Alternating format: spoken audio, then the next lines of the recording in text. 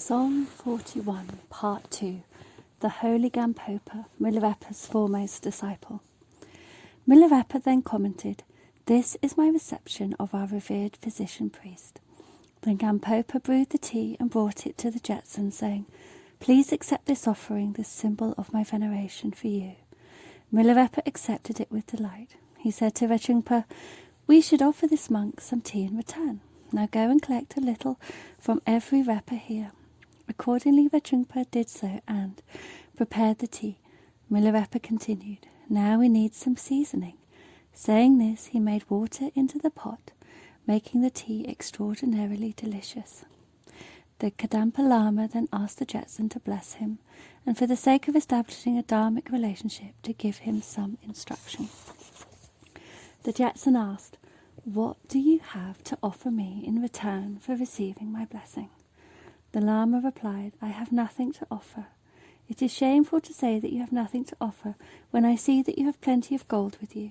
After all, what is the use of blessing the faithless or giving the pith instructions to the irresolute?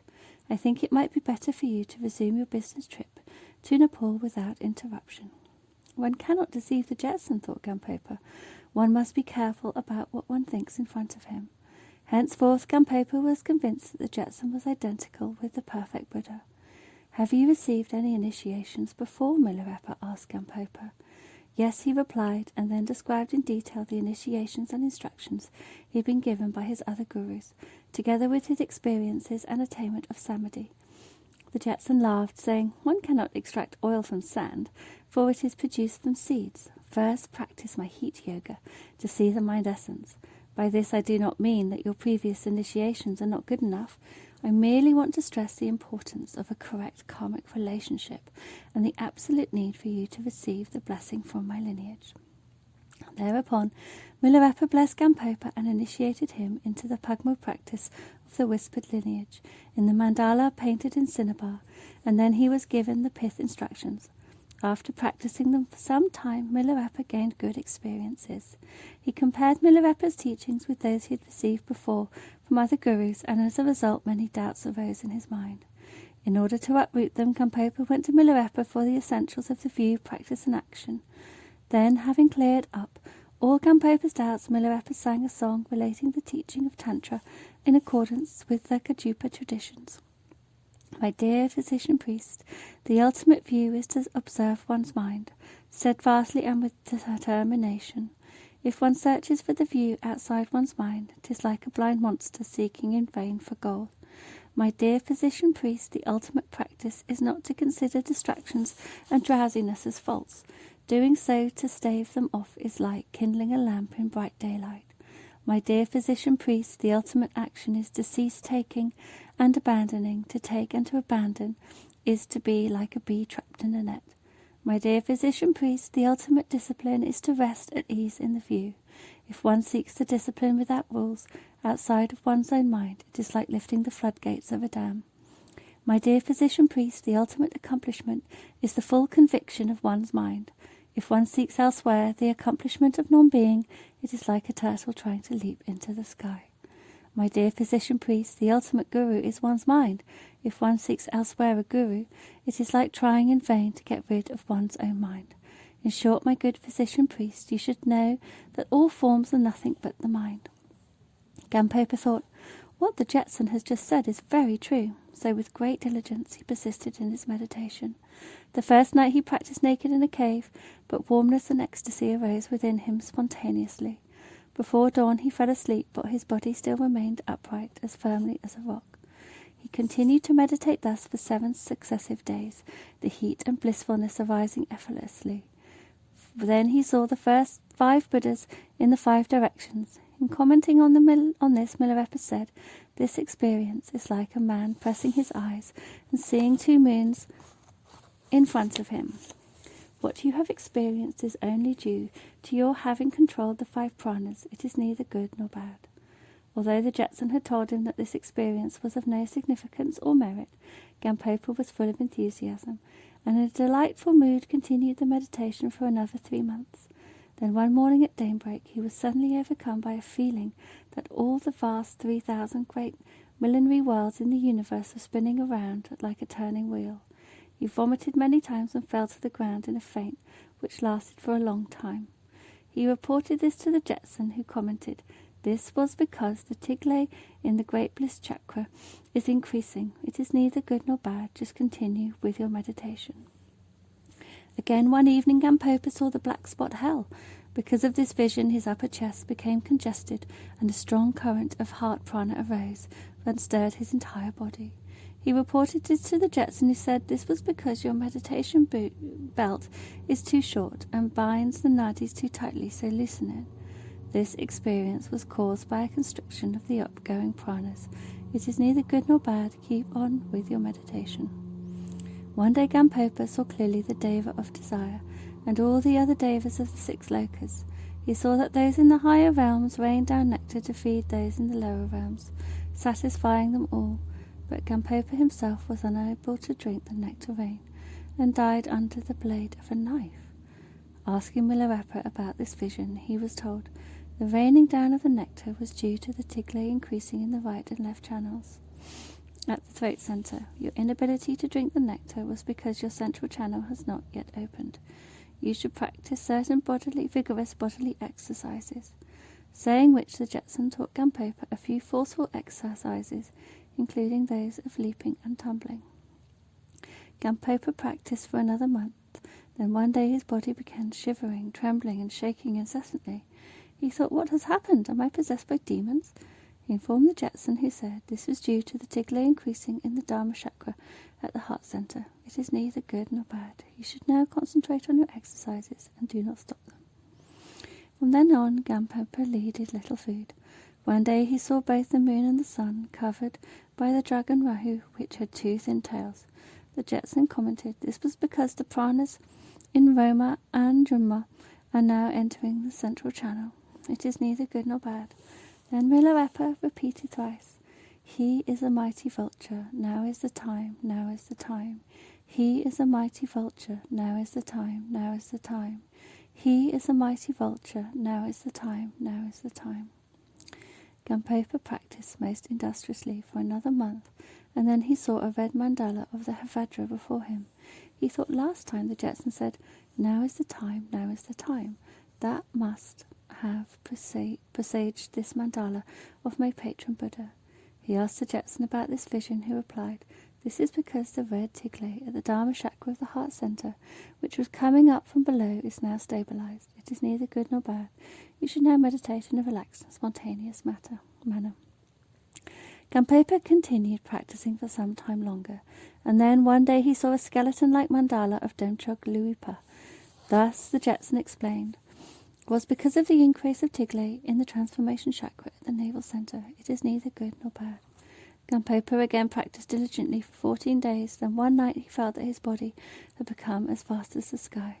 From the top of his head down to the tips of his toes, his whole body, including all the limbs, was full of sentient beings, most of them drinking milk. Some were drawing the milk from the stars and drinking it. He also heard a roaring noise like that of a great storm, but knew not from whence it came. At dawn he loosened his meditation belt, and the noise then stopped. Gampopa reported this experience to the Jetson, who explained this was because the karmic pranas have driven all the Tigre into the hundreds of thousands of nadis throughout your entire body. Now these karmic pranas have become transformed into the wisdom pranas.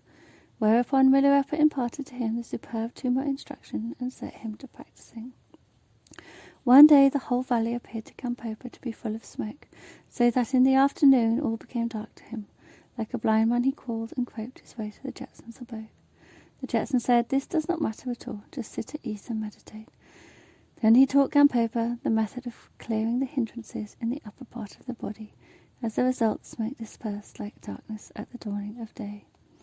Then one evening Gampopa's whole body appeared to contain neither flesh nor blood, but only bones linked together by numerous nadis. He asked the Jetson about this experience. He said, "This is because you have worked too hard. Your prana has become too rough, so practice more gently." Thereupon Gampopa practiced the yoga of his patron Buddha in the evening, and the Guru Yoga with many prayers at midnight. Before dawn he practiced with the life prana, and at dawn he slept for a short while. After a time, 24 signs which bore no relationship at all to his previous habitual thinking appeared in his dreams. Upon awakening, he thought, were these dreams good or bad signs? He became doubtful and hesitant. Then he thought, my guru is actually the omniscient Buddha himself. Why don't I ask him? Thinking thus, he immediately arose and went directly to Milarepa, even forgetting to put on his robe. At that time, the Jetson was sleeping in a cave at Chuba, with his clothes bundled up for a pillow. Gampopa bowed before him and said, Dear Jetson, I have a very important matter to report to you. Please do not sleep. Please get up. It came to me this morning that some distracting thoughts had arisen in your mind, said Milarepa. Now tell me what disturbs you so. Gampopa replied, O my precious Guru, I had certain dreams last night. I wonder whether they are good or bad omens. Please interpret them for me. Whereupon he sang, O wondrous Jetson Yogi, the cotton-clad, practising ascetic deeds, to all beings you, the famous Miller, are the glory, veneration, and adornment. The first time I heard your name, I was filled with joy and inspiration. With great earnestness and disregarding hardships, I set out to seek you, as did the ever-crying Bodhisattva. Throughout my rugged journey, I cried with yearning heart, when can I see my Jetson Guru? It was like the ever-crying one. When I reached a place from here, 1.5 days' journey, I came close to death, lying in the road like a discarded stone. Due to my unyielding will and indomitable faith, I was able to contemplate my journey to meet you, my father Jetson, in this wondrous place, auspicious hill. This experience reminds me of the story of meeting the holy Chupoa at the fragrant palace in the east. When I saw you, my hair rose in delight. Beyond description was my joy, as my longing was fulfilled at seeing you. Little have I to offer you. I am disgusted with samsara, frightened by the toil of life and death. I abhor all worldly things. From the bottom of my heart this echoes sounds. Go to practice, go to meditate. Pray, my Jetson Guru, always remember me and embrace me with your compassion. Please listen to your servant who has something to report this morning. Last night I recited the Yidam's mantra. At midnight I prayed to you, my Jetson Guru. Then I practiced the life prana. Before dawn I fell asleep and had these wondrous dreams, apparently not caused by my habitual thoughts. I dreamt I wore a hat with silken brim, beautified by fur along an edge. Above it was the image of an eagle. I dreamt I wore a pair of greenish boots, well cut, embossed with brass and fastened by silver buckles. I dreamt I wore a white silk robe, red-spotted and adorned with pearls and gold threads. I dreamt of a belt around my waist made of cloth from mon, and embroidered with fine flowers, silk tassels, and many petals. I dreamt of wearing round my neck a white uncut felt scarf with jasmines made of silver. I dreamt I held a sandal staff with 7 precious stones adorned and 7 golden lattice-work design. I dreamt that in my left hand lay a skull brimful of golden nectar, and then said I, let me use this as my drinking bowl. I dreamt of a many-coloured sack filled with 2 loads of rice. Then I said, let me use this for my Dharma food, and then I shouldered it. I dreamt of a wild beast's pelt with head and claws attached. Then I said, let me use it as a cushion for my seat, and then I shouldered it. Looking to my right, I saw a fertile mead of golden flowers where my sheep and cattle grazed. I watched them closely like a shepherd. Looking to my left, I saw a jade-green meadow full of many kinds of flowers where many women bowed to me. In the centre of the meadow, on a mound of golden flowers, a bodhisattva sat, cross-legged upon a lotus seat, golden and many-hued. I dreamt that before the bodhisattva a fountain played, and from his back a brilliant aura radiated, surrounding him with blazing fire, while sun and moon were shining from his heart. These were the wondrous things of which I dreamt. I know not if it omens that they were good or bad. O great yogi who sees the past, the present, and the future, please interpret them clearly for me. The Jetson replied, Dear physician monk, my son, do not feel uneasy, but relax and set your mind at rest. Do not let distracted thoughts mislead you into the trap of ego clinging. Let the knots of skepticism untie themselves. Cut the string of dual clinging at its most subtle length and pierce through the most delicate and subtle frame of habitual thinking. Do not bestir yourself and think too much, but putting your mind at ease in the state of naturalness, make no effort whatsoever. I am a yogi who has fully mastered this illusory body, with a full knowledge and direct realization of the very essence of all dreams. As such, I can of course interpret as well as transform them. Today, I, your old father, will explain their meaning to you. Now give me your full attention and listen carefully to my song. This, my dear physician, is my answer. Hearken carefully to what I say. My son, you have learned the teaching of Demchog in the tradition of Zungar, also the teaching of Kadampa in Upper Wu. You have mastered and stabilized the good Samadhi. I have always thought that you were wondrous and outstanding. But now in your great enthusiasm, by your dreams you have been caught. Is this due to lack of understanding or merely a pretense? Have you not read sutras and many tantras? Dreams are unreal and deceptive, as were taught by Buddha himself in the final truth of Parameter. To collect, supply, and study them will bring little profit.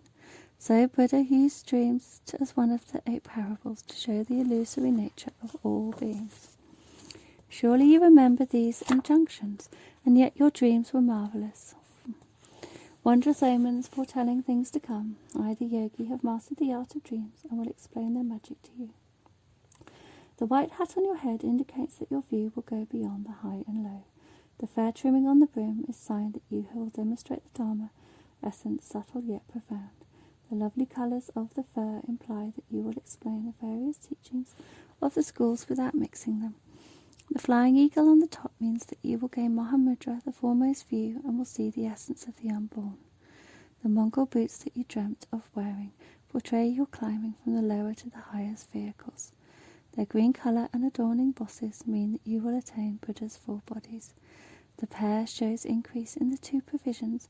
The silver ring strap on the boots is the absence of wrong practices.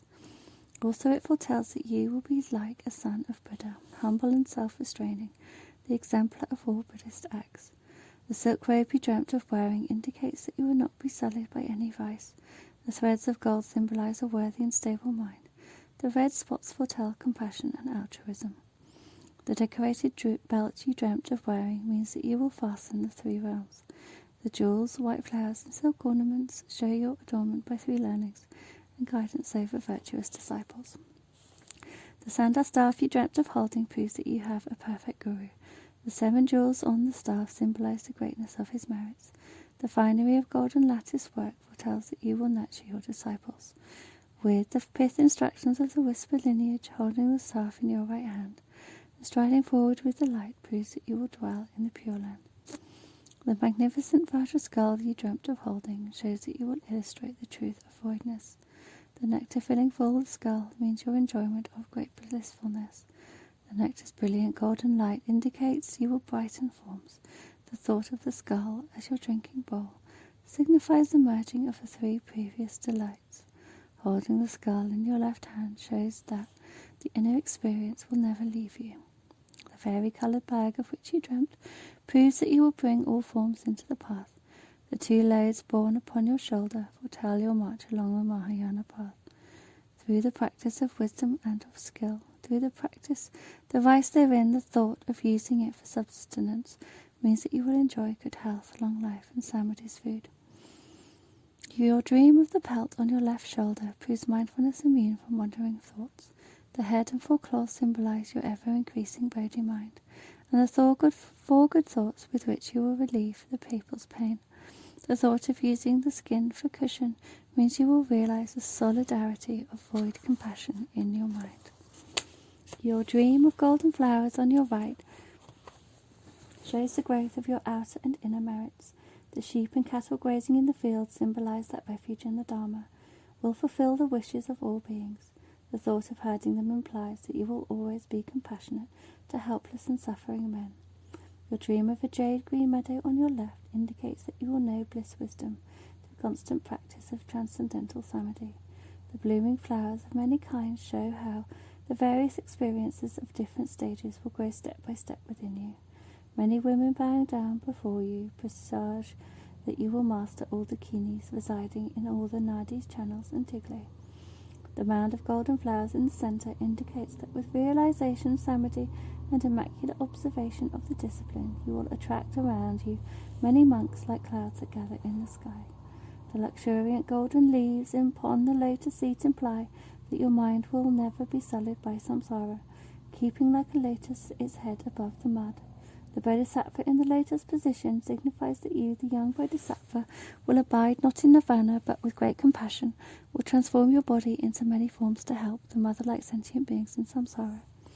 The fountain playing before you shows that your fountain of Dharma will ever spout. The aura radiating from behind you means that your virtues will purify Tibet. The fire blazing from your body symbolizes that the warmth and blissful wisdom of Tumohit will melt the ice of wandering thoughts. The sun and moon shining from your heart presage your remaining in the never coming, never going realm of great light. My dear son, your dream was very good, not bad. To prophesy by judging signs correctly is a virtue allowed by the Dharma, but it is harmful to be attached and fond of dream interpretation, thereby incurring ills and hindrances. Knowing that dreams are but illusions, you can bring them to the path. How can you explain them without thorough knowledge? Some evil dreams appear as good, but only an expert sees they presage ill. Only a master of the art can recognize good dreams. When they take on ominous forms, do not, good priest, attach yourself to either good or evil signs. Bear, do, monk, these words in mind. Milarepa continued. Physician priest, my dear son, all your dreams predicted that the Dharma would grow to full bloom within you.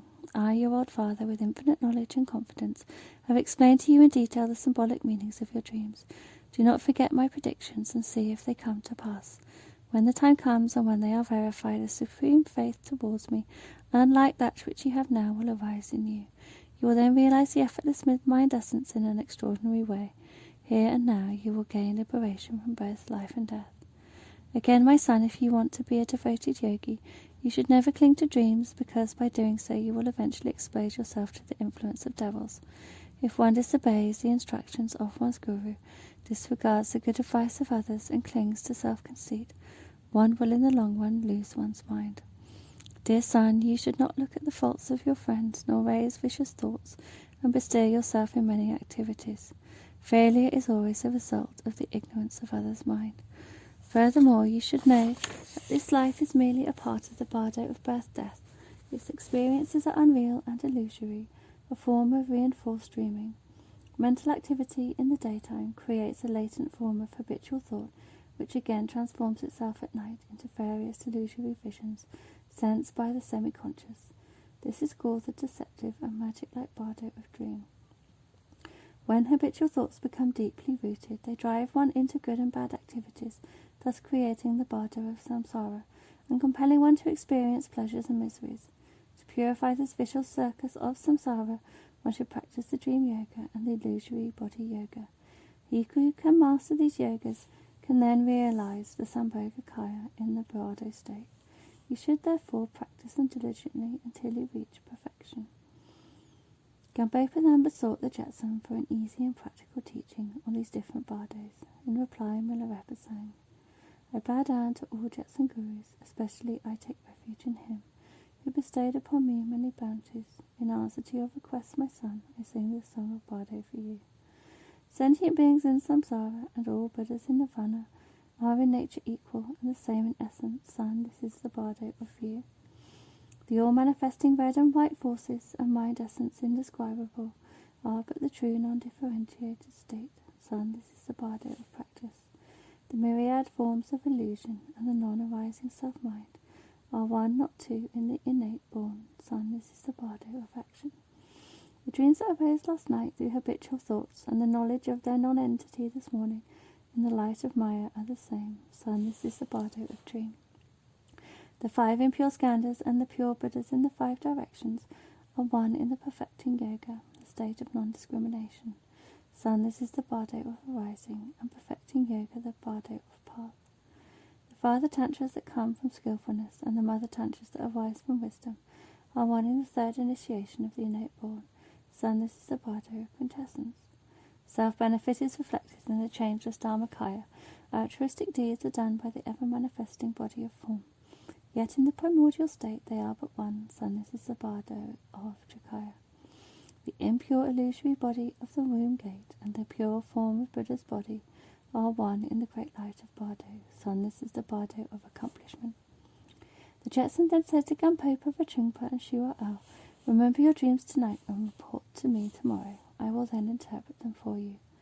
The next morning Shiwa-O came to the Jetson first and said, "Jetson, last night I had a very good dream. I dreamt that a warm sun shone forth in the east, and then it entered into my heart."